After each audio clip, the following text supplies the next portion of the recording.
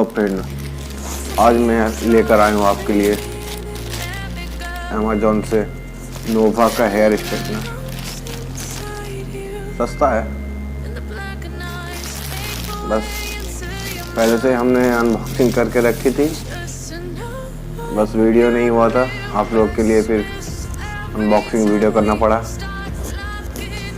नोवा का hair straightener सिर्फ और सिर्फ 500 में। अगर आप लोग को चाहिए एक काम कीजिए, डिस्क्रिप्शन में जाइए, लिंक दिया हुआ रहेगा,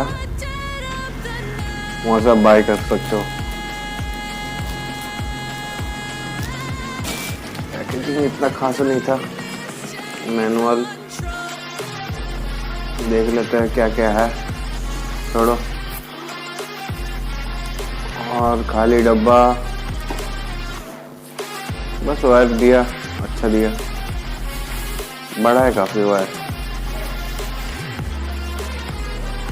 बस पैकेजिंग थोड़ा वीक हो गया।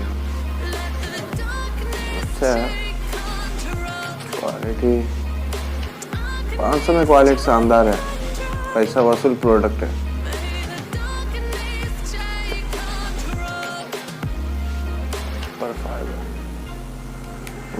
अच्छा, इसमें टेम्परेचर अप एंड डाउन का सिस्टम दिया हुआ है, वो आप हिसाब से सेट कीजिए।